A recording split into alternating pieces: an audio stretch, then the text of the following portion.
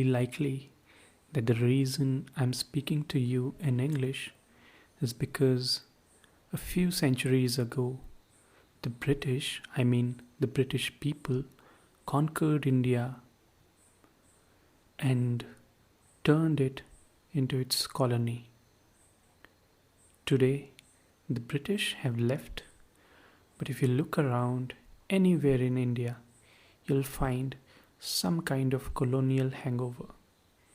It's in the language, it's in the architecture, and also in the books.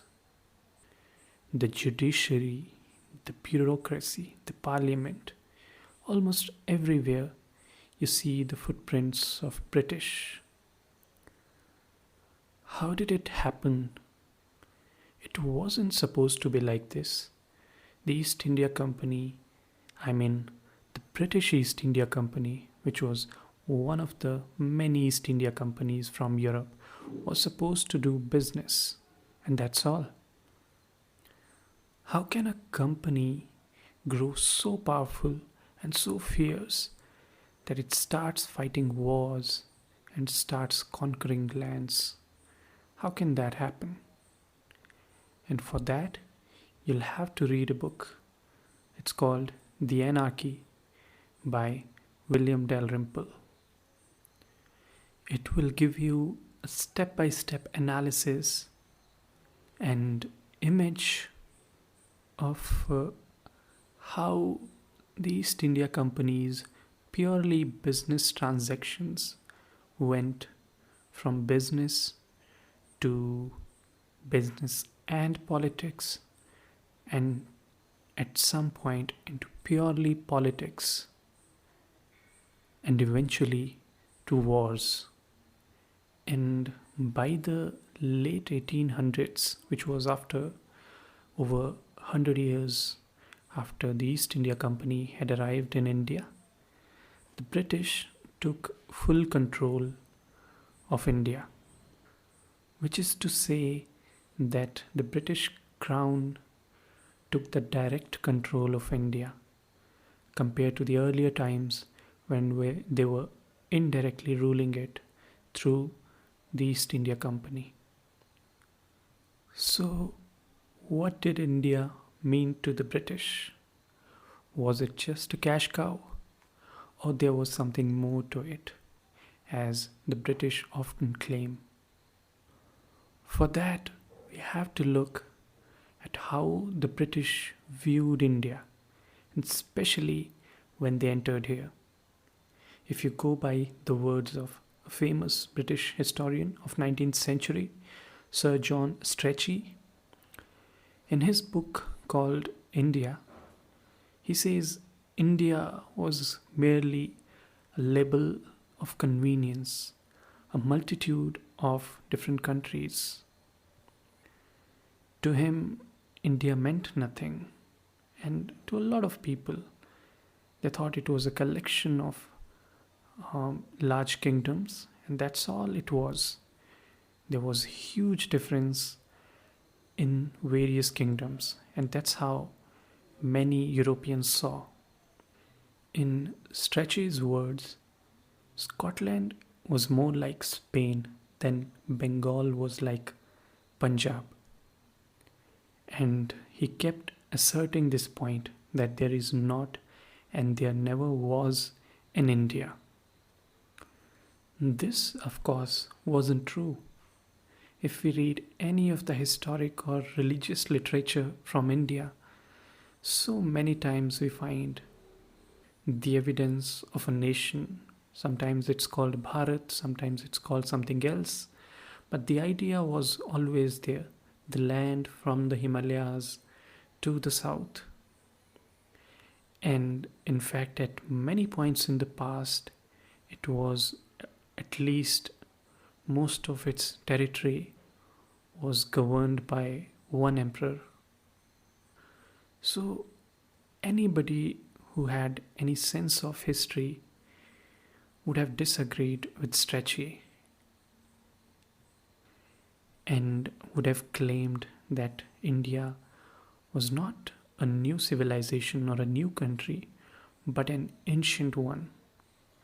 Shashi Tharoor's famous line often comes to mind, which says, India is not, as people calling it, an underdeveloped country, but rather, in the context of its history and cultural heritage, a highly developed one in an advanced stage of decay. Then, why did the British say otherwise? Well, they had their reasons, as is clear from the letters of famous 19th century philologist Max Muller.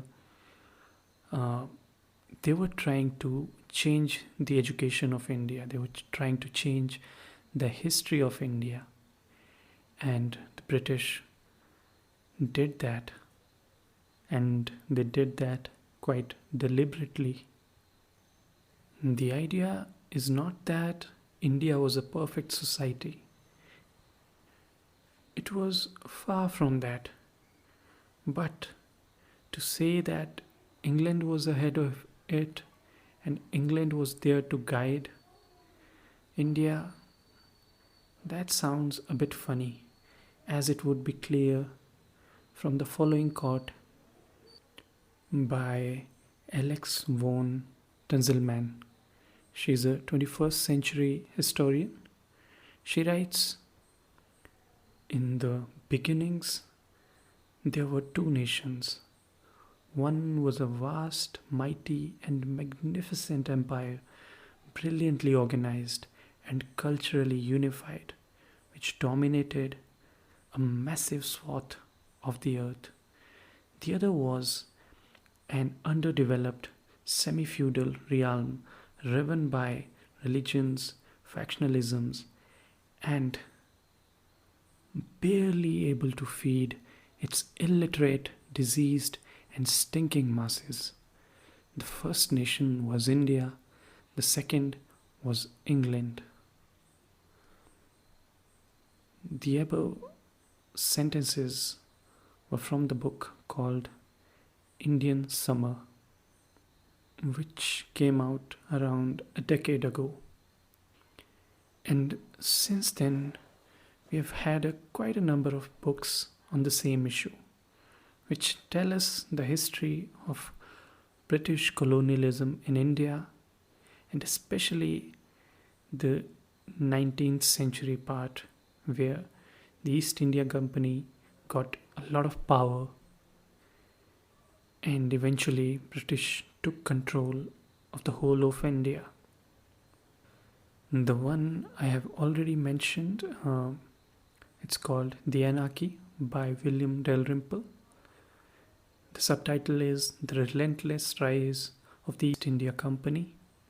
And the other one by Shashi Tharoor, it's called An Era of Darkness, which is, as you would expect, is much more harsh on the British than the former. And Shashi Tharoor has been making this case for reparations and on the reconciliation of all the atrocities committed by the British Empire in India. You can watch his Oxford Union speech, which is quite insightful, but you might as well read the book. There's another book called Raj, The Making and Unmaking of British India. It's written by Lawrence James, and the author does not go as hard on the British as you would expect from Shashi Tharoor. It's a long read, but it's quite an interesting one. And it tries to help you understand this interesting question called how did British manage to rule all over India in such a short span of time, and when they were they were so few in number. When we move towards the end of British Empire in the middle of 20th century, that is 1947 to be precise, you get to the point when India gets its independence.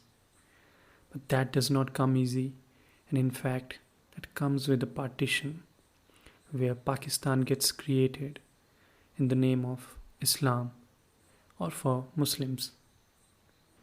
That was quite an event in itself, and in fact, quite a tragic one, where millions of people got displaced and hundreds and thousands of people were killed.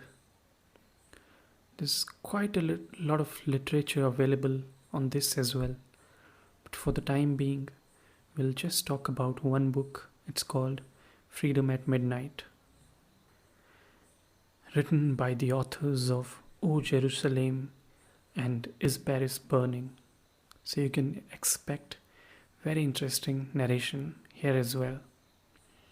They go into the intricacies of the negotiations between the leaders of the Congress Party and the Muslim League, as well as the British, and how and when they decided to leave the country, and leave the country after creating another one. So I hope you'll have a good time reading this book along with many others which I mentioned here. Thank you.